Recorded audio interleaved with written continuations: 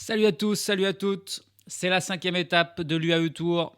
Une étape toute plate sur 160 km qui ne peut a priori que se finir avec un sprint massif. Mais deux choses quand même intéressantes au cours de cette étape. D'abord la lutte pour le maillot noir entre les coureurs de la Solution Tech Vini Fantini et ceux de la Bardiani Faizene. On a hâte de les voir s'étriper de nouveau pour ces quelques points pour ce maillot noir. Et puis il y a du vent, il y a beaucoup de vent. On l'a vu hier, des tentatives de bordure de plusieurs équipes et notamment de la Team Emirates. Il est fort probable qu'aujourd'hui on ait encore des manœuvres similaires et des tentatives de piéger aussi bien les sprinteurs pour la victoire d'étape que les favoris du général. Une arrivée au sprint, donc les favoris, c'est toujours les mêmes. C'est déjà Jonathan Milan qui a déjà remporté 2 étapes sur cette UAE Tour. Et puis tous ceux qui n'ont pas gagné, qui vont vouloir enfin le battre. En premier lieu, Jasper Philipsen, mais aussi Tim Merlier, deuxième hier, avec aussi Fabio Jakobsen, Dylan Groenewegen et compagnie. On va voir aujourd'hui si quelqu'un va réussir à enfin battre Jonathan Milan et son équipe Lidl Trek qui est très forte, toujours bien placée, et avec un bon poinceau pilote qui est Simone Consoni, qui a emmené Milan à chaque fois parfaitement sur ses sprints. C'est parti pour la 5e étape de l'UAE Tour. Chute de Bellocchi juste devant Armstrong qui est parti dans le terrain. Et attaque de Pierre Roland. Voilà ce que nous disons depuis le début de ce Tour de France. Une chute terrible. Christopher Froome à pied. Mais quelle image du Tour. On n'a jamais vu ça. 100% cyclisme, le podcast du vélo en direct. Ça va Marion? Désolée. Aujourd'hui, on part de l'université américaine à Dubaï et on arrive à l'université Hamad bin Mohamed. Donc on va d'une université de Dubaï à une autre université de Dubaï. On fait un petit tour dans la campagne des Émirats, autour de Dubaï, pour cette étape. Et c'est parti, le kilomètre 0. Et immédiatement, oula, mais son nombre là. 1, 2, 3, 4, 5, 6, 7, 8, 9 coureurs qui essayent de prendre l'échappée. Je ne m'y attendais pas. C'est un coureur de l'Emirates qui a mené cette attaque. On a un coureur de la Visma, on a 3 coureurs de la Vini Fantini, on en a 2 de la Bardiani. Ah là, il y a du monde. Il y a un coureur de la Pitnik Postenel qui s'est joint également à la lutte. Ah, il n'y a pas que les 2 équipes italiennes qui vont y aller aujourd'hui. C'est intéressant, c'est cool. Ça attaque immédiatement à fond. Le peloton est en file indienne parce qu'on ne veut pas laisser, bien sûr, 9 coureurs comme ça partir. Et c'est étonnant. Comme début d'étape, ça a attaqué immédiatement. Dès que la voiture a abaissé son drapeau, c'est parti de partout. Et donc, du coup, ils n'ont pas réussi à partir là. Va falloir en remettre un coup parce que le peloton est en file indienne, mais n'a rattrapé les 9 coureurs là qui ont essayé de partir d'entrée. Qui va contrer désormais? Un petit mot là sur les sprints intermédiaires qui sont ce que cherche tout le monde. Il y en a un au kilomètre 43 et un autre au kilomètre 115. Donc en gros, un au tiers de la course et un autre au 2 tiers. Allez, un coureur de la Vini Fantini qui tente de repartir avec le coureur de la Pitnik Postenel. Mais non, là, ils partiront pas aussi facilement que sont partis Djuric et Lennard hier. Ils étaient que 2, donc forcément, on les a laissés partir sans s'en soucier. Là, pour l'instant, personne n'a fait la différence. Allez, un coureur de la Vini Fantini là, qui a réussi à partir plutôt au train. Il a essayé de pas faire une attaque et du coup, en partant au train, il a un peu surpris les autres qui voulaient partir. C'est le premier coureur à être sorti. On va voir qui c'est. C'est pas Carlos Samudio en tout cas, ni Georgi Djuric, puisqu'il n'a pas le maillot noir sur les épaules. C'est un autre coureur de la Vini Fantini. Et voilà, il faut réagir derrière. C'est un coureur de la Bardiani qui du coup il va. Et là, il y a plus de monde qui va y aller. Il a un Jumbo Visma, un Visma Leasebach dans sa roue. Un autre Vini Fantini et un coureur de la... c'est Djuric. C'est Djuric avec son maillot noir. Et il me semble que c'est Samudio aussi qui est parti. Donc là, c'est la Bardiani là, qui n'est pas bien placée, qui doit faire quelque chose. Et voilà, du coup, il y a un autre coureur de la Bardiani qui sort du peloton. C'est probablement, je n'ai pas les noms, mais je mettrai à ma coupée que ce sont de nouveau Tarozzi et Biagini. Par contre, je n'ai pas vu qui est là pour la Visma, qui a voulu sortir. C'est le seul de... Il s'est immédiatement arrêté. Tiens, justement, au moment où j'en parle, la Visma, il s'est écarté. Et il a laissé les équipes italiennes y aller. Et là, on est donc un homme de la Vini-Fantini seul en tête. C'est derrière 4 hommes, 2 de la Bardiani, 2 de la Vini-Fantini. Et c'est bien sûr les coureurs de la Bardiani qui sont forcés de rouler pour rattraper l'homme de tête. Le coureur de la Visma, lui, s'est relevé. Bon, je ne sais pas exactement ce qu'il a voulu faire. Il vient d'être pris là par le peloton. C'est bel et bien Tarozzi qui est ici. Et l'autre, j'ai pas vu. A priori, ouais, alors voilà, le peloton s'est calmé. Et on va laisser ces 5 hommes devant. C'était parti un petit peu sur des chapeaux de roue là, mais finalement voilà, là ça a repris on va dire une situation plus normale avec donc ces coureurs de ces 2 équipes italiennes invités sur cette UAE Tour. Je ne sais pas pourquoi c'est ces équipes italiennes là qui sont invitées aux Émirats Arabes Unis. Je ne connais pas bien l'historique là, mais bon voilà. Et du coup voilà, c'est encore 5 hommes de ces 2 équipes à l'avant et a priori 5 hommes que l'on connaît. Bon, on en connaît au moins 3. Sûr, il y a Samudio, Djuric et Tarozzi. Il me manque encore le nom du coureur tout seul devant, là, qui n'a pas encore été repris par les 4 autres. Et du deuxième Bardiani. C'est... Qui c'est celui-là? Lorenzo Conforti. Lui, il est dans le peloton. Voilà, on l'a vu, il a essayé de faire le jump, le coureur de la Bardiani. Il s'est dit, c'est 3 contre 2. Si je les rejoins, ce serait 3 contre 3, ce serait mieux, Conforti. Mais il n'a pas réussi. Le peloton est allé à sa poursuite. Et là, on voit l'homme de la Vini-Fantini qui vient de se retourner et vient voir que c'est Carlos Samudio qui roule, donc son coéquipier qui roule derrière pour revenir sur lui. Et du coup, il parle à son oreillette pour dire mais qu'est-ce que je fais? Est-ce que j'attends ceux derrière étant donné que c'est Samudio qui roule ou est-ce que je... Ouais, il fait un petit geste de dépit là, c'est mon propre coéquipier qui roule sur moi. Et je pense que du coup, il se relève pour que le groupe soit à 5. Djuric qui est... Ça y est, c'est Djuric qui fait le lien alors que derrière Samudio, c'est incroyable, mais vraiment, c'est que des petits coups. Et Samudio, lui, a fait exprès un écart pour piéger le coureur de la Bardiani qui, du coup, doit faire l'effort. C'est déjà parti. On vient juste de commencer et c'est déjà la guerre des nerfs entre les 2 équipes, là. Est-ce que c'est Tarozzi ou Biagini là, qui est obligé de faire l'effort? Et il n'arrive pas à revenir, hein. C'est 3 devant et 2 derrière. Samudio, c'est assez étonnant ce que fait Samudio. Il reprend la tête du duo. On ne sait pas s'il veut revenir sur devant ou s'il veut gêner le coureur de la Bardiani pour rentrer. C'est Biagini. C'est Biagini qui est avec lui, c'est pas Tarozzi. Et devant, c'est Tarozzi justement qui met une attaque. On est à 153 km de l'arrivée, hein, les amis. On vient juste de commencer la course. Et il attaque. Oh ouais, voilà, ça se parle direct. En lui disant qu'est-ce que tu fais? Et alors même qu'il lui parle, il lui met une attaque. Là, c'est pas tout à fait. On est de retour dans l'ambiance tendue d'il y a 2 jours là. Hein.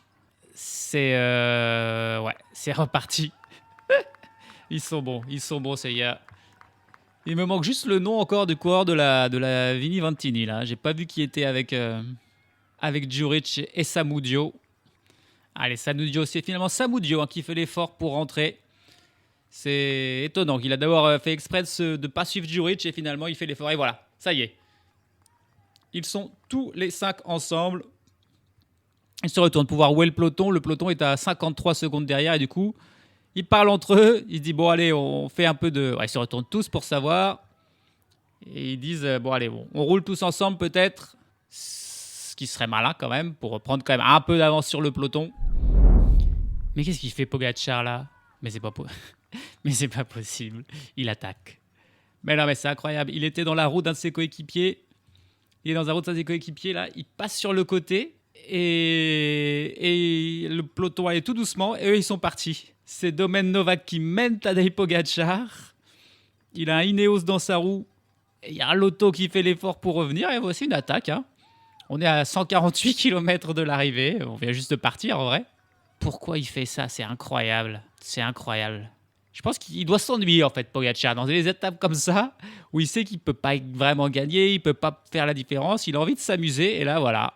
Il a dit à son équipier, vas-y d'un seul coup, va à fond, je te suis. Et du coup, il a fait le trou là, ils sont 4 à être partis, et il y a des trous qui se font dans le peloton, parce qu'évidemment le peloton doit quand même un petit peu réagir, et il passe même son relais, Pogacar évidemment, avec Domen Novak.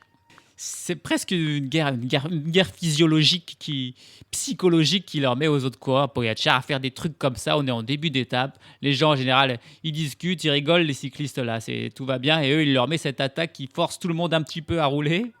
On a un coureur de la Lotto, je crois que c'est Van Edvelt qui a réussi à suivre. Et on a Victor Langhelotti pour Ineos qui est là, qui a suivi le bon coup. Et il y a un coureur de l'Intermarché et un coureur de la Vinifantini qui revient, qui se dit « Ah, il y a peut-être moyen, en suivant ce mouvement ensuite, de faire le jump jusqu'au, on va dire, aux vrais échappés. » Et là, finalement, ils sont bien sortis. Et le peloton qui, finalement, les laisse partir. Il va « Amuse-toi ». Là, on revoit le ralenti. Et en fait, il arrive vraiment de derrière le peloton. Je pense qu'ils se sont mis d'accord. Il dit, allez, vas-y, là, on y va. Et je pense que Langhelotti, lui, il a dû écouter la conversation parce qu'il suit Pogacar. Il est le seul à le suivre et les autres ensuite. Non, mais c'est incroyable. C'est incroyable. C'est un mouvement inattendu. On voit d'ailleurs là, sur le ralenti, tout le monde qui tourne la tête en regardant Pogacar partir en disant mais c'est quoi ce délire? Qu'est-ce qu'il fait? Et du coup, là, on a 6 coureurs qui sont qui maintenant sont quasiment intercalés entre les échappés, là, les 5 hommes de tête et le peloton. Il y a une belle avance, c'est ça, il y a une réaction quand même dans le peloton parce que là, je pense qu'il y a 30 secondes entre Pogacar et le peloton. Ah, non, mais c'est ouf. C'est ouf ce que fait Pogacar. Bon, c'est une folie. Hein. Voilà. Pogacar est bel et bien en échappée. Il a avec lui son équipier Domen Novak. Il a avec lui Lennart Van Edvelt de la Lotto. Il a aussi avec lui Victor Langhelotti d'Ineos Grenadier. Pour Intermarché Vantigobert, on a Kobe Goussens. Et puis il y a un coureur de la Solution Tech Ventini. C'est Roberto Carlos González, un autre Panaméen qui est devant. Et du coup, ils sont en train de revenir en fait sur les 5 hommes de tête. Ces 6 hommes-là sont en train de revenir sur les 5 hommes de tête. Et du coup, ils savent pas trop quoi faire devant. Et là, il y en a 2 qui viennent de partir. Un coureur de la Bardiani et un coureur de la Vinifantini qui ont pris un petit peu d'avance sur les 3 autres. On les voit discuter à l'oreillette. Et surtout, en fait, ils se retournent. Et qu'est-ce qu'ils voient? Ils voient le maillot rouge de Tadej Pogacar en train de revenir sur eux. Donc, ils savent pas quoi faire. Ils ont plus que 24 secondes d'avance sur ce groupe donc de Pogacar. Et ils ont 1 minute 15 d'avance sur le peloton. L'écart qui était remonté tranquillement aux 2 minutes jusqu'à ce mouvement de folie de Pogacar. Et donc du coup là les 5, non mais c'est génial. Ils discutent entre eux, ils rigolent, ils s'engueulent un peu. Ils disent qu'est-ce qu'on fait? Et du coup ils attendent là. Là ils attendent l'arrivée de Pogacar et compagnie. C'est hallucinant. Ils doivent pas y croire les gars. Ils doivent pas y croire. Ils sont là tranquilles pour essayer de se jouer le maillot noir entre eux. Et voilà qu'ils sont pris dans un truc bien plus grand qu'eux avec cette arrivée de Tadej Pogacar, avec ses 5 compagnons. Et ils seront donc, ça va se faire là, ils vont être 11 coureurs devant, avec 1 minute 15 d'avance sur le peloton, sachant que c'est une étape avec beaucoup de vent. C'est waouh. On est à 138 km de l'arrivée. Et alors là, on a une échappée royale du coup devant de 11 hommes avec Tadej Pogacar au milieu. C'est assez ouf. Et on a quand même aussi 4 coureurs de la Team Solution Tech Vinifantini. Hein. On a Christian Sbaragli, qui était le 3e coureur dont j'avais pas le nom tout à l'heure. On a Jorge Juric, on a Roberto Carlos González et on a Carlos Samudio. 4 sur 7 de la Vinifantini qui sont dans cette échappée. On a donc Victor Langhelotti pour Ineos, on a Van Edvelt pour la Lotto, Kobe Goussens pour Intermarché Vantigobert. On a 2 Team Imerys XRG avec Pogacar et Domen Novak et 2 Bardiani avec Biagini et Tarozzi. 11 hommes désormais dans l'échappée avec un peloton derrière qui je pense n'a pas trop su comment réagir au début en pensant que c'était peut-être un bluff de Pogacar ou juste c'était pas un bluff. Il est parti, il veut s'amuser et il est devant désormais dans l'échappée. Et voilà, ça c'est étonnant. Et derrière, on voit c'est la Soudal Quick-Step, la Lidl et l'Alpecin de Koenig, les équipes de sprinteurs qui ont pris les choses en main parce que plutôt que les équipes du classement général, il y a une victoire au sprint à gagner et il ne faut quand même pas laisser une échappée de 11 coureurs avec des très très bons rouleurs comme Pogacar, Novak ou Van Edvelt. C'est assez ouf. Ils n'en reviennent pas le peloton. Ils pensaient passer une journée tranquille. Et non, il va falloir bosser. On est à 2,5 km de ce sprint, ce premier sprint intermédiaire. Et alors la question c'est, est-ce que Pogačar va aussi vouloir le faire parce qu'en fait, il y a les points du maillot noir, certes, mais il y a aussi des petites secondes bonus à prendre. Il y a 3 secondes pour le premier, 2 pour le deuxième et 1 pour le troisième.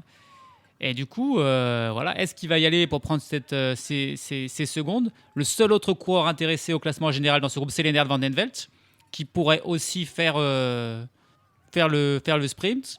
Ou est-ce qu'ils vont laisser donc les coureurs de la Bardiani, les Vini Fantini, nos habituels Samudio, Djuric et Tarozzi faire le sprint?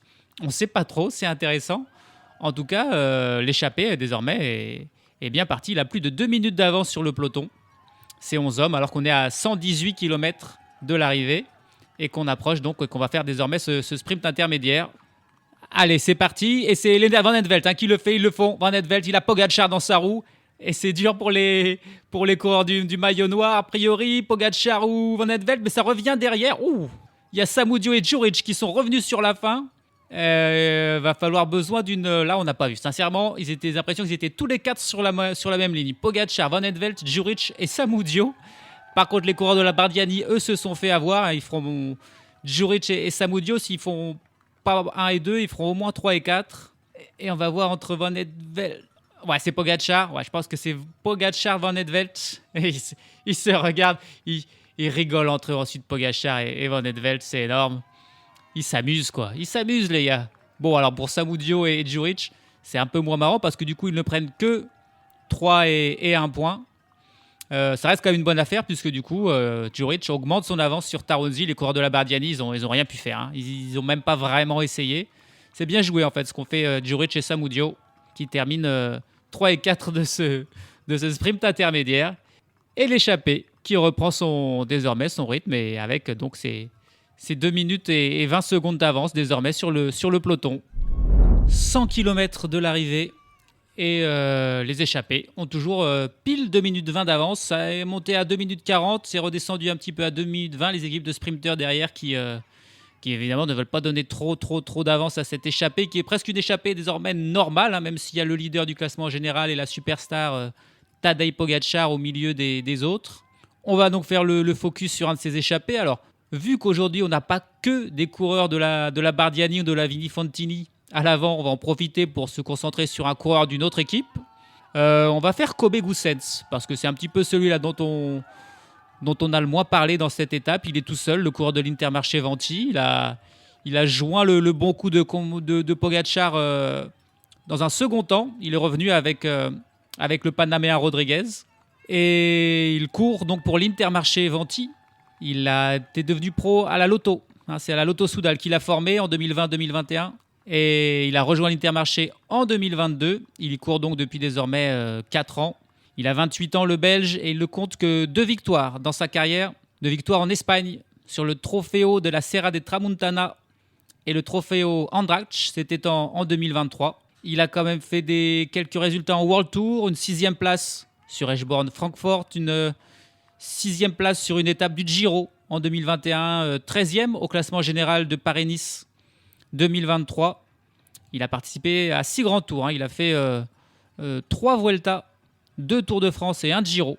Et son meilleur résultat, c'est donc cette 6e place sur une étape du Giro. Au classement général, il a fait au mieux 24e sur la Vuelta en 2020. Kobe Goossens qui a également participé à 3 monuments. Une fois le Tour de Lombardie et 2 fois Liège-Bastogne-Liège. Son meilleur classement, c'est 27e sur le Liège-Bastogne-Liège 2023. Et aujourd'hui, donc, Kobe Goossens qui a ouvert cette saison avec cette UAE Tour.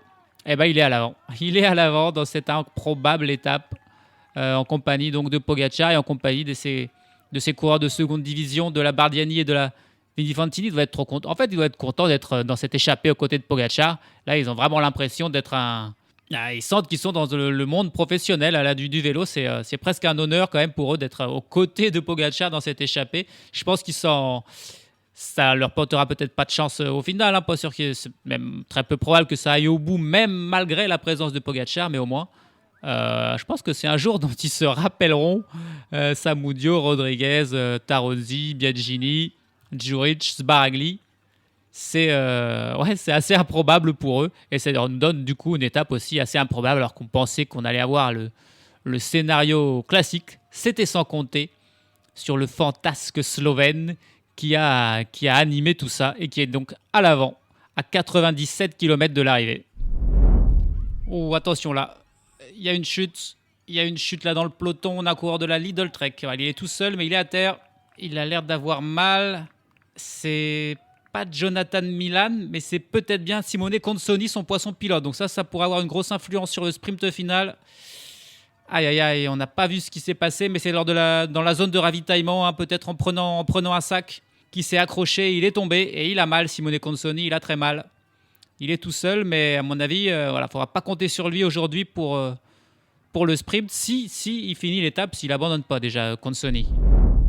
50 km de l'arrivée, les 11 hommes de tête sont toujours groupés, mais ils n'ont plus que 52 secondes d'avance sur le peloton qui grappille un petit à petit. Hein. C'est pas parce qu'il y a Pogačar devant que ça va aller au bout, une échappée sur une étape là. Malgré tout, ça ne suffira probablement pas. Ça suffira par contre pour aller jusqu'au deuxième sprint intermédiaire, hein, qui n'est plus que dans une dizaine de kilomètres. 50 km de l'arrivée, on va faire un point un petit peu sur mon favori du jour. Alors, franchement, j'avais l'embarras du choix. J'ai décidé de ne pas prendre de risques et de prendre le double vainqueur déjà d'étape sur ce UAE Tour en la personne de Jonathan Milan. Même si à la chute de Consoni, alors il a réussi à revenir dans le peloton. Consoni, il a un grand bandage autour du bras.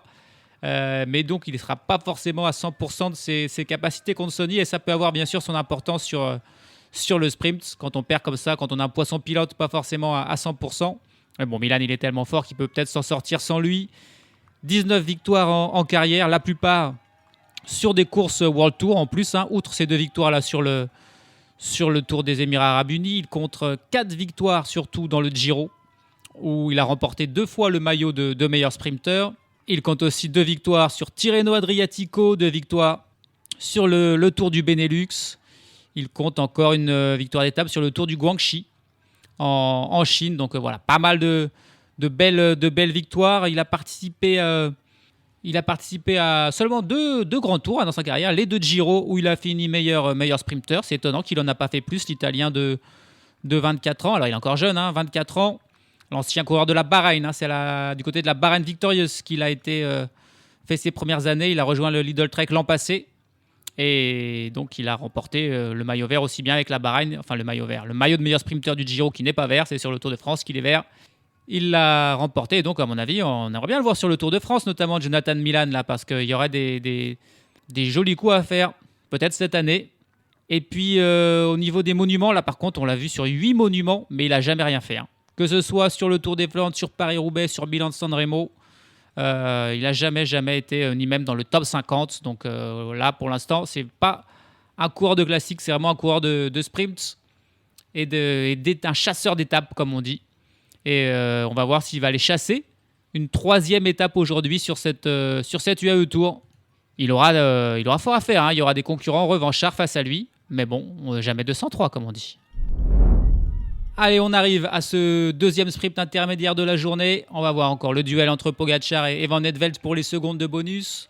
Le duel entre les coureurs de la Bardiani et la Vinifantini pour les petits points à prendre pour le maillot noir.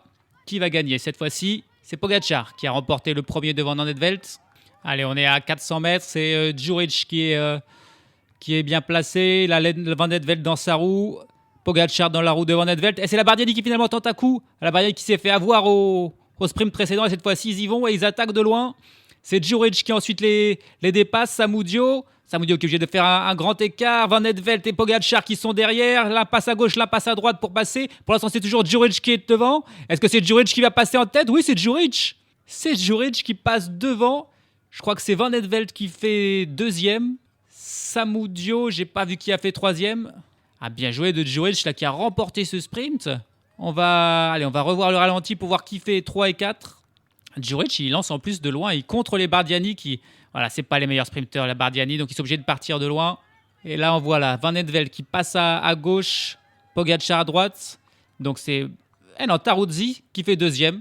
Et la petite seconde bonus en 3e position pour Van Aert. Pogačar ne fait que 4e. Et bien joué pour Djuric qui du coup, là, en prenant ses 8 points, fait un petit écart quand même au maillot noir. Il a désormais, allez, on va voir le tableau. Il a désormais 32 points.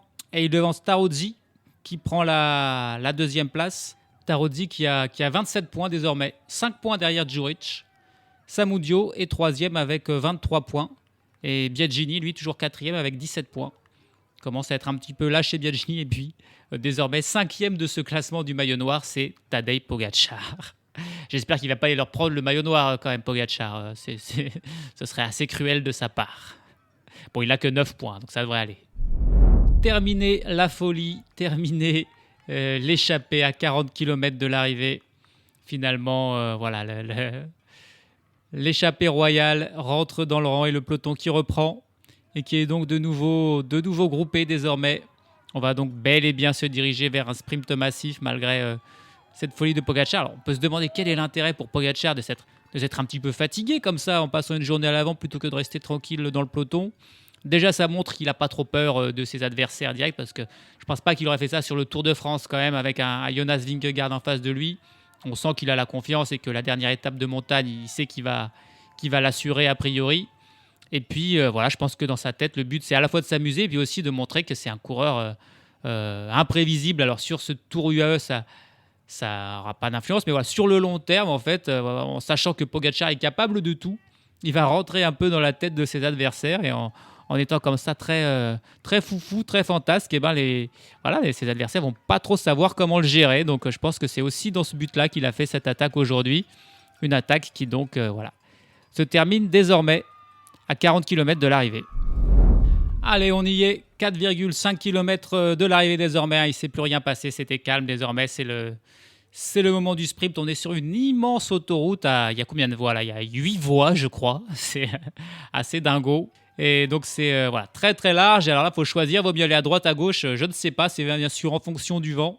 Chaque équipe a analysé à sa propre stratégie. On voit la Bahrain Victorious de Phil Bowes, la Tudor d'Arvid De Klein, l'Intermarché qui ont aussi un sprinter avec Gerben Tiersen, qui ont choisi plutôt la droite de la route. À gauche, on a la Soudal Quickstep de Jacobsen. À chaque fois je me trompe, de Tim Merlier. On a la Team Emirates aussi qui est là pour placer simplement Pogačar. Il y a vraiment un peloton en deux là. On a un groupe à droite, un groupe à gauche et un no man's land au milieu qui vient de se grouper là. Parce que là, il y a un virage sur la gauche, donc il faut aller à gauche. Attention, la chute. Ah là là, la chute. Pourtant, la route était large, mais là, il y a eu une touche. Ils sont une dizaine de coureurs à terre. Alors, c'était plutôt sur la fin du peloton on a Aaron Gate notamment, j'ai vu comment ça s'est passé. C'était quand même bien au milieu du peloton. C'est un coureur d'Astana.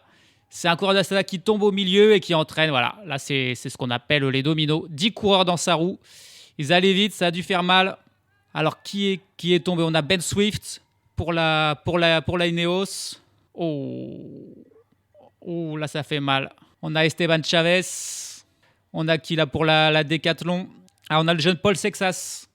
Sexas, qui était 14e au classement général. Donc, alors je ne sais pas, c'était peut-être dans la zone des 3 km où une chute fait qu'on ne perd pas de temps si on est pris dans la chute. Pablo Castrillo a également été retardé, il est derrière, mais peut-être qu'il ne devrait pas y avoir de temps perdu parce que c'était tout juste dans la zone des 3 km. Alors il y a 3 décathlons, il y a Félix Gall aussi qui a été pris, toute la décathlon. Hein. La décathlon de Félix Gall, il a Armirail. Il a Stéphane Bissegger qui essaye de le ramener. Il est tombé, Félix Gall. Il a le dossard déchiré. Donc là, c'est coup dur parce que je crois que c'est toute la décathlon qui est tombée en fait. Hein. Pendant ce temps, le peloton, bien sûr, lui, il continue sa route. Hein. Ils sont encore une bonne centaine dans le peloton qui ne sont pas tombés. C'est la Soudal Quickstep qui pour l'instant fait le lead. Il a un coureur de la Lidl Trek dans sa roue. Est-ce que Consoni est là avec son bras je ne le vois pas, Consoni. Pas sûr qu'il a pu... qui peut leader Milan après sa chute de tout à l'heure. Attention, là, il y a un gros virage à droite. Bon, c'est dangereux, ça. Juste, on est à moins d'1 kilomètre de l'arrivée. Et c'est la Tudor qui est en tête. Ils ont toujours Arvid De Klein, qui est un bon sprinter. La Phil Bowes, la Bahrain, qui est plutôt pas mal placée. Non, et c'est la Red Bull aussi, qui est bien avec Sam Welsford. On l'a pas vu, Sam Welsford, pour l'instant, sur les précédents sprints. Tim Merlier est plutôt bien placé aussi. Et là, il y a des coureurs qui remontent sur la droite, avec des pique-niques post-NL de Jacobsen. C'est Luca. Il a même attaqué en fait. Luka Mesgeg. Il tente. Oh, il y a une chute derrière. On a vu un vélo voler. Ouais, c'est n'importe quoi. Pendant ce temps, Mesgeg est parti tout seul en fait. Il est parti tenter de faire le coup du kilomètre. Il a 500. Quoi 500 non, il a 50 mètres d'avance. Luka Mesgeg, c'est un coureur de la Bora derrière qui tente de revenir. Est-ce qu'il va tenir jusqu'au bout? Derrière, il y a les sprinteurs qui sont... c'est complètement décousu. C'est un Jonathan Milan qui est mené quand même par un coureur. Jonathan Milan qui lance. Il a Mesgeg qui est repris finalement. Il a Merlier dans sa roue, mais Merlier qui passe. Il y a Phil Boss derrière. Il y a un coureur d'Astana qui est en train de revenir. Pour l'instant, c'est Tim Merlier. Je vois pas de Philipsen. C'est Tim Merlier. C'est Tim Merlier. Il est facile à reconnaître. Merlier avec son maillot de champion d'Europe. Et là, c'est lui qui s'impose. C'était un sprint. Il y a eu une chute encore dans le final. Le peloton qui arrive au compte-gouttes. Je sais pas qui est tombé. On n'a pas vu la chute, on a juste vu un vélo voler au-dessus des têtes. Je ne sais pas qui y tombait, mais ça n'a pas dû faire du bien du tout. Et au même moment, Luka Mesgeg a fait son espèce d'attaque. Alors attention, voilà, on voit, c'est un coureur d'Intermarché là, qui remet son vélo. Oh lolo, lolo, lolo, lolo. Il s'est passé beaucoup de choses, beaucoup de chutes. Mais la victoire, elle est bien pour Tim Merlier. Allez, on revoit le sprint avec tout d'abord le coup de Mesgeg qui justement dans ce virage, je pense qu'il avait étudié, il y a un virage à droite qui resserre et du coup c'est le moment où il fait son accélération parce que ça va être un petit peu derrière, il y a une chute derrière au 15e place dans le peloton et donc tous ceux qui sont derrière n'ont pas pu participer au sprint, c'était mort. Ils perdront pas de temps parce que c'était là aussi dans les 3 derniers kilomètres. Et derrière il y a un cours de derrière, je ne sais pas si c'est contre Sony mais voilà, c'est le seul qui travaille pour ramener Milan sur Luka Mesgeg et Merlier lui il est tranquillement dans la roue de Milan, il laisse Milan lancer, une fois que Milan se décarte il met son effort. De l'autre côté de la route il y a aussi Sam Welsford je crois, Sam Welsford qui se fait couper la route par un coureur d'Astana. C'est qui fait c'est Matteo Malucelli pour Astana qui vient prendre la 2e place je pense juste devant Milan sur la roue, sur la ligne. On a derrière Welsford peut-être en 4e position. Allez, là on revoit parfaitement sur la ligne, c'est bien. Merlier est en 2e. Je crois que c'est Malucelli, ouais. Mais c'est pas possible. Mais c'est pas possible. Mais Tim Merlier, là, on vient de voir un ralenti, il est tombé après l'arrivée. En célébrant, il a le bras en l'air et il rentre tout simplement dans quelqu'un, une photographe, et il tombe. C'est pas possible. Lui-même, il tombe après l'arrivée, il fait un petit soleil. Bon, j'espère qu'il s'est pas fait trop mal, mais voilà. Il arrivait trop vite là, trop heureux de sa victoire et il s'est pris quelqu'un tout simplement. Et il est tombé, Tim Merlier. Ça va, il est de retour sur son vélo. Il va pouvoir célébrer quand même, mais voilà, que d'émotions là dans ce final. Avec donc la victoire de Merlier. Ça y est, on a le classement, le top 10 devant Malucelli, Matteo Malucelli, incroyable, l'Italien d'Astana. Jonathan Milan 3e, Sam Welsford qui fait bien 4e. 5e place pour l'Israélien Oded Kogut d'Israël Première Tech. Alors là, il y a quand même des coureurs, on ne sait pas qui c'est, Oded Kogut, mais il fait 5e. Michael Zilliard pour la Tudor qui fait 6e. Danny Van Poppel pour la Red Bull Boransgro qui a mené Welsford et qui fait quand même 7e. Phil Barros 8e devant les 2 coureurs de la Jayco, Elmar Reinders et Luka Mesgeg qui prend finalement la 10e place. Son petit coup n'a pas fonctionné. Dans le reste du classement du jour, en fait, il y a du dégât parce qu'en fait, la chute n'a pas eu lieu dans les 3 derniers kilomètres. Elle a dû avoir eu lieu juste avant, peut-être 200 mètres avant la ligne fatidique. Et du coup, c'est pour ça notamment qu'on a vu la Décathlon AG2R rouler à fond pour Félix Gall. Mais Félix Gall, il perd du temps. Du coup, il perd 58 secondes, tout comme Pablo Castrillo, qui perd aussi 58 secondes. Esteban Chavez, pareil. Autre perdant, c'est le jeune Paul Sexas, malheureusement, lui aussi tombé. Et lui, il perd carrément 2 minutes 22, alors qu'il était bien placé. Il était le premier Français, notamment au classement général. Donc ça, c'est coup dur. Et puis, le dernier de l'étape aujourd'hui, c'est Ben Swift. Lui aussi, il a été pris dans la chute et il a été, a priori, le dernier à repartir, puisqu'il arrive avec 5 minutes 42 de retard. Il a dû se faire mal. Et puis, il y a un joueur, un coureur, qui n'est pas arrivé puisqu'il n'avait pas débuté cette étape. C'est Sergio Higuita, le leader de Astana, qui n'avait pas pris part à cette étape. Et donc, voilà, encore un coureur de moins. Et du coup, sur cette petite étape qu'on pensait tranquille entre le numéro de Pogačar et les chutes, on sait, il s'est passé pas mal de choses. Et du coup, il y a des changements au classement général. Puisque Pogačar, lui, il n'a pas été pris dans la chute. Il est toujours leader devant Joshua Tarling. Mais désormais, c'est Ivan Romeo qui occupe la 3e place et qui double voilà, le pauvre Pablo Castrillo qui a chuté, qui chute à la 16e place. Pablo Castrillo, il se fait doubler par Fischer Black, par Vine, par Ciccone, par Bilbao. Du coup, alors on avait Paul Sexas premier français, et là pour trouver le premier français, c'est toujours Paul Sexas en fait, mais il est désormais 26e. Donc à 3 minutes 16, Carlos Rodriguez et Félix Gall sont désormais 20 et 21e. Et on dit adieu bien sûr à toute ambition au classement général, et on voit vraiment pas là qui va pouvoir aller inquiéter désormais Pogacar. Son principal adversaire désormais, c'est peut-être Finn Fischer Black à 28 secondes, ou encore Ciccone et Bilbao qui sont à 37 et 38 secondes. Van Envelt aussi à 38 secondes. Au classement du maillot noir, on l'a dit, c'est Georgi Djuric qui a fait la bonne opération du jour là, en remportant ce dernier sprint intermédiaire. Il devance Tarozzi et Samudio. Au classement du maillot vert, Jonathan Milan est toujours leader, le meilleur sprinter devant Tadej Pogacar et Tim Merlier qui grimpe à la 3e place. Et puis classement du meilleur jeune, Joshua Tarling est toujours leader, mais désormais il devance Ivan Romeo et Finn Fischer Black qui doublent tous les deux Pablo Castrillo pris dans la chute. Demain, nouvelle étape toute plate, mais alors vraiment toute plate. Là, encore aujourd'hui, c'était plat, mais il y avait des légères ondulations. Demain, c'est tout plat. Il n'y a pas 1 mètre de montée, de dénivelé. Je peux vous dire, aujourd'hui, le dénivelé était... Où est-ce que ça me le dit? Le dénivelé était de 344 mètres. Voilà. Demain, il est de 177 mètres. Ah, si, quand même. Bon, autrement dit, voilà, il n'y a rien du tout. Autrement dit, c'est un scénario similaire aujourd'hui. Peut-être pas, on va peut-être pas voir Pogacar attaquer, mais voilà, une échappée, 2 sprints intermédiaires plutôt. Et la bataille pour le maillot noir avant un sprint massif. Après Tim Merlier, après Jonathan Milan, est-ce que d'autres coureurs qui n'ont pas pu participer au sprint aujourd'hui, notamment Philipsen, Jacobsen et Groenewegen, ils ont tous été pris ralentis par la 2e chute, pas la première, mais la 2e. Ils vont prendre leur revanche demain pour la 6e étape de l'UAE Tour.